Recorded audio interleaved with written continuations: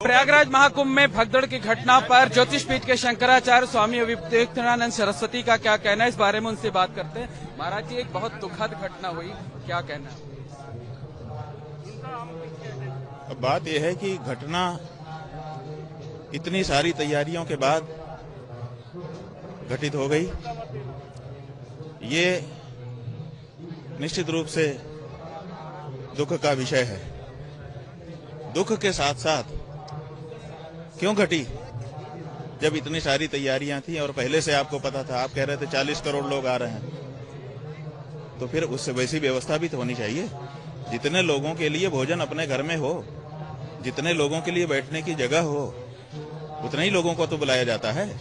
आप 40 करोड़ की व्यवस्था किए हो, तो फिर ये घटना, ये विचार का विषय है। सबसे बड़ी समस्या क्या है, जिस बारे में हम लोग बहुत मर्माहत हैं, वो ये है कि जब कल सवेरे सो करके हम लोग उठे तो हम लोगों ने समाचार देखा, शायद दैनिक जागरण का समाचार था। उसमें बताया गया था कि रात को भगदड़ मच गई है और 17 श्रद्धालुओं की मौत हो गई है। हम लोग बड़े चिंतित हो गए। मौन हम लोग रहते हैं स्नान तक। हम लोगों ने सोचा अब क्या करें, कैसे करें। फिर पता चला कि सब नाव निरस्त कर दी गई है। जो हम लोगों के स्नान के लिए व्यवस्था बनाई गई थी, प्रशासन के द्वारा समाचार आया कि वो सब निरस्त कर दी गई है, अब कुछ नहीं हो सकता है। तो हमको लोगों को लगा कि घटना तो जो बताया गया सही है। फिर हम लोग प्रतीक्षा करते रहे। 10 बजे के करीब, 10 साढ़े 10 जो भी रहा हो समय, मुख्यमंत्री जी का बयान आया। मुख्यमंत्री जी ने कहा कि कुछ रात को भगदड़ हुई है, ऐसे घटना हो गई, कुछ लोग घायल हुए हैं, गंभीर रूप से घायल हुए हैं, और अफवाहों पर ध्यान न दें। फिर उनका ट्विटर आया। ट्विटर पर उन्होंने लिखा कि अफवाहों पर ध्यान न दें। पहले भी उनका एक ट्विटर आया था, उस पर भी सवेरे लिखा था कि अफवाहों पर ध्यान न दें। उससे पहले उनका एक ट्विटर आया था जिसपे उन्होंने मौनी अमावस्या की सबको बधाई दी थी। तो जब हम लोग सवेरे उठे तो अखबार कह रहा था कि रात को भगदड़ हुई है, कुछ लोगों की मृत्यु हो गई है। मुख्यमंत्री जी का जो ट्विटर है वो कह रहा था मौनी अमावस्या की बधाई। उसके बाद फिर थोड़ी देर बाद उनका आता है कि अफवाहों पर ध्यान न दें, और उनका नाम लेकर के सभी चैनल दिखा रहे थे, जिसपे जाओ समाचार जानने की कोशिश करने पर कि अफवाहों पर ध्यान न दें। अफवाहों पर हम लोगों को लगा कि अफवाह रही होगी, कोई आजकल तो बना लेते हैं दूसरे अखबार का। फिर हम लोग जो है सोच रहे थे क्या करें। फिर उनका जब वक्तव्य ही आ गया और उन्होंने किसी भी मृत्यु का उल्लेख नहीं किया, तो हम लोगों को लगा कि ये अफवाह थी, गलत बात है, मुख्यमंत्री जी को बदनाम करने के लिए किया जा रहा है। जब वो स्वयं बोल रहे हैं कि कुछ लोग घायल हैं, गंभीर रूप से घायल हैं, उनका इलाज हो रहा है, किसी मृत्यु की चर्चा उन्होंने अपने वक्तव्य में नहीं की। तो हम लोग फिर निकल पड़े कि भाई जब कोई मृत्यु नहीं हुई है, घटना हो गई है, सब संभाले हुए हैं, तो चलो स्नान करते हैं। हम स्वयं पुरी के द्वारका के शंकराचार्य जी महाराज, श्रृंगेरी पीठ के शंकराचार्य जी महाराज से अनुरोध हमने किया कि अब चला जाए, स्नान करें। हम लोग जाकर के स्नान किए। अब आप बताइए कि मुख्यमंत्री ने धोखा किया कि नहीं हमारे साथ। फिर उन्होंने अखाड़े कुल वालों से बात किया कि सब ठीक है। उन्हीं के वक्तव्य का प्रभाव रहा कि उस पहले अखाड़ों ने रद्द कर दिया था कि हम स्नान नहीं करेंगे, बाद में अखाड़े सारे संत महंत सब स्नान किए। आपने हमको धोखा में रखा कि कोई मृत्यु नहीं हुई है।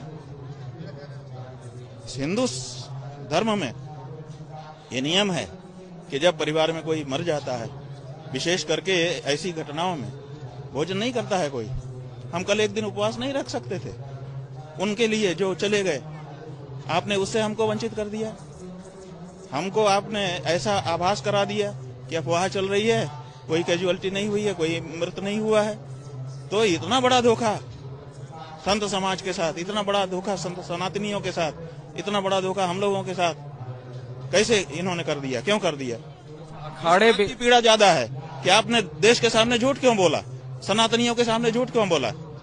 झूठा मुख्यमंत्री, क्या कारण है? क्यों इतनी बड़ी जब घटना हो गई थी तो आप क्यों छुपा रहे थे? तो इस बात की पीड़ा ज्यादा है कि जो घटना हुई वो तो हो गई, लेकिन इन्होंने उसको छुपाने का प्रयास किया। अब तो छुपाए रहे। अब शाम को जाकर के बोलते हैं कि वो हो गया है। आप पूरे दिन आपको पता ही नहीं था, दुनिया बता रही थी, आपको पता ही नहीं था। तो आज सबसे बड़ी जो हम लोगों के मन में पीड़ा है वो ये है कि हमारा मुख्यमंत्री झूठा है। वो इस बात की पीड़ा है कि वो हमारे साथ घटना घटती है हम ही से छिपा लेता है और हमको हमारे जो मृतात्मा हैं उनके प्रति संवेदना व्यक्त करने के लिए उपवास तक रखने के लिए मौका नहीं दिया इस व्यक्ति ने। तो हम तो कहते हैं कि ऐसे मुख्यमंत्री को कुंभ पर्व रहते रहते इस्तीफा दे देना चाहिए। ये नहीं है पद के काबिल, ये जनता से झूठ बोलता है। जो सच्ची बात है, घटना घट गई उसको सामने रखो कि भाई ये हो गया है। कहाँ नहीं घटना घट जाती है, किसी भी जगह पर घटना घट सकती है। गलती सही बाद में उसका विचार होता है। घटना घट गई, लेकिन उसको छुपाना कि नहीं ऐसी कोई बात नहीं है, ऐसा आभास देना कि सब अफवाह है, सब अफवाह है, ये कहाँ तक उचित है। हम तो सबसे बड़ी पीड़ा इस समय ये हो गई है। बहुत बहुत मनमाहत है। जांच के लिए न्यायिक आयोग गठित किया गया। भाई न्यायिक आयोग से क्या लेना देना है? पहले तो ये बताएं, वक्तव्य दें कि इन्होंने झूठ किस आधार पर बोला। क्यों नहीं बताया गया जनता को? कल सवेरे से सबसे पहला उनका ट्वीट आया, हमने देखा, क्योंकि हम लोग उन्हीं पे भरोसा कर रहे थे कि मैं मुख्यमंत्री जी देख रहे हैं, जो घटना होगी वही बताएंगे। जैसे ही मीडिया में आने लगा, सोशल मीडिया में कि भगदड़ हुई है, मृत्यु हुई है, तो हम लोगों ने सोचा कौन एकदम प्रामाणिक कौन होगा। हमने प्रामाणिक मुख्यमंत्री को समझा। उनका ट्विटर देखते रहे, जो एक्स आजकल हो गया है, उस एक्स को देखते रहे कि उस पे व्यक्ति स्वयं बोलता है तो स्वाभाविक है वो तो सही बोलेंगे। उन्होंने पहले मौनी अमावस्या की बधाई दी, 3 पैराग्राफ लिख करके, 3 बड़े पैराग्राफ लिखे उन्होंने और बधाई दी। इससे लगा कि भाई ये तो अच्छे से बधाई दे रहे हैं, कोई दिक्कत नहीं है, इनको तो हर जानकारी हो गई।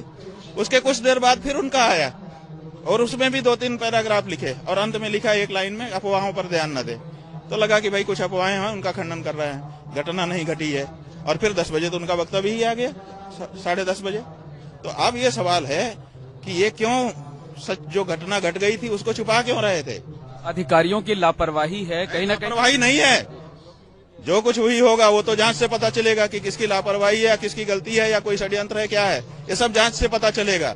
अभी जो बात है वो ये है कि मुख्यमंत्री जो घटना घट गई थी उसके बारे में छुपा क्यों रहे थे?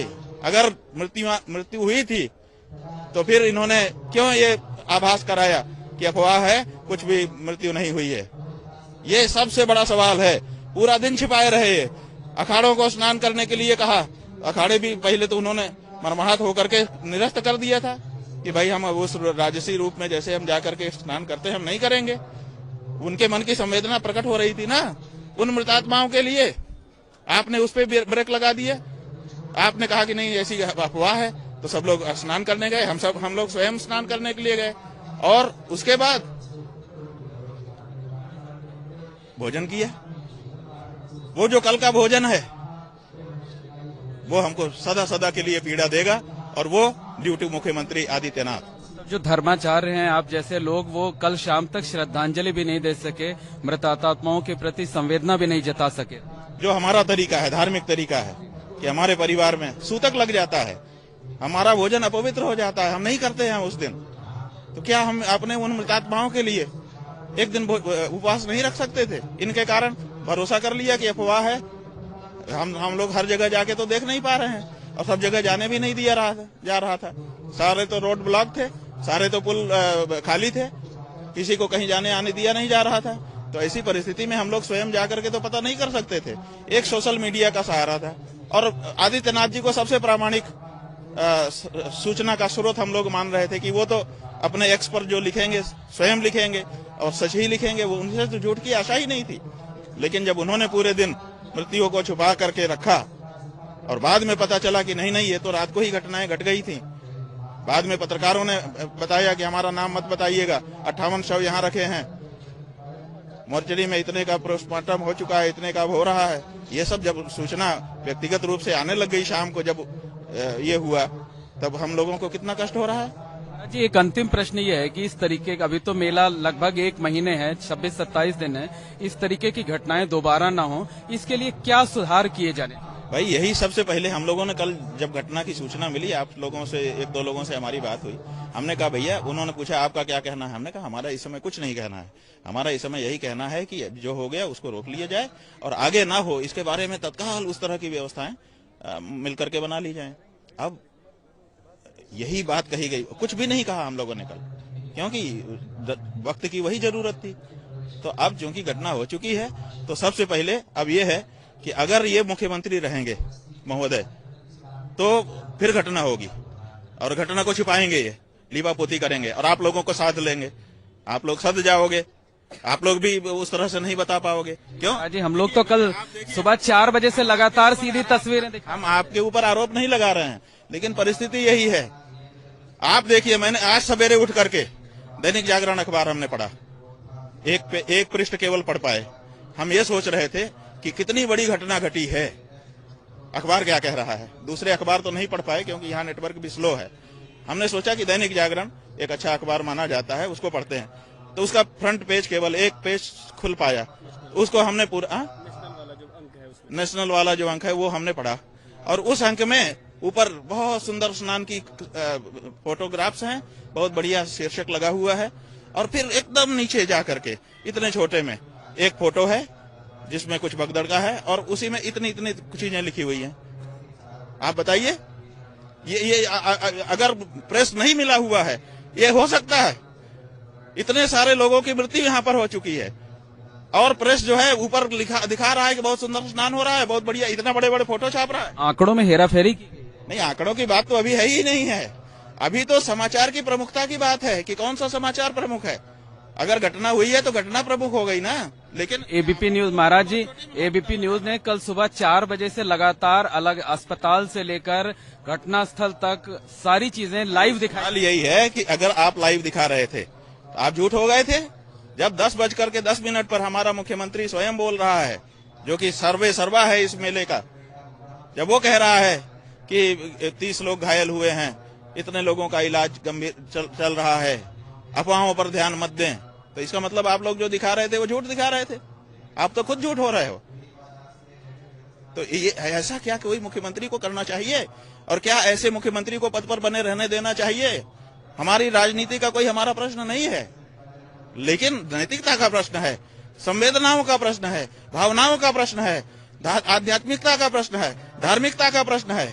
और ये सारे प्रश्न चिल्ला चिल्ला करके कह रहे हैं कि ये व्यक्ति उस जगह के अयोग्य है, तत्काल इसको इस्तीफा ले लेना चाहिए, और किसी सक्षम व्यक्ति को, नरेंद्र मोदी, अमित शाह जी, जेपी नड्डा जी, जो लोग भी हैं, इनको हटा करके किसी सक्षम व्यक्ति को करे। अभी भी करोड़ों लोग यहाँ आने वाले हैं, ये संभाल पाएगा? ये संभालेगा नहीं, ये प्रेस संभालेगा, ये लीपापोती करेगा, और इस तरह की घटनाओं को छिपा करके मैं मुख्यमंत्री बना रह जाऊंगा, व्यवस्थापक बना रह जाऊंगा, ये दिखाएगा। ये नीयत साफ हो चुकी।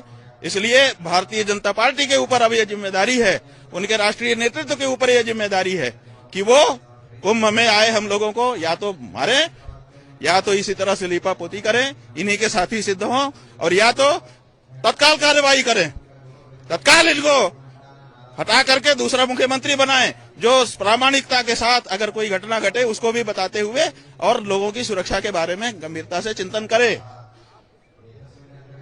ये हमारा कहना है। बहुत बहुत धन्यवाद शंकराचार्य स्वामी अवमेक्तेश्वरानंद सरस्वती जी।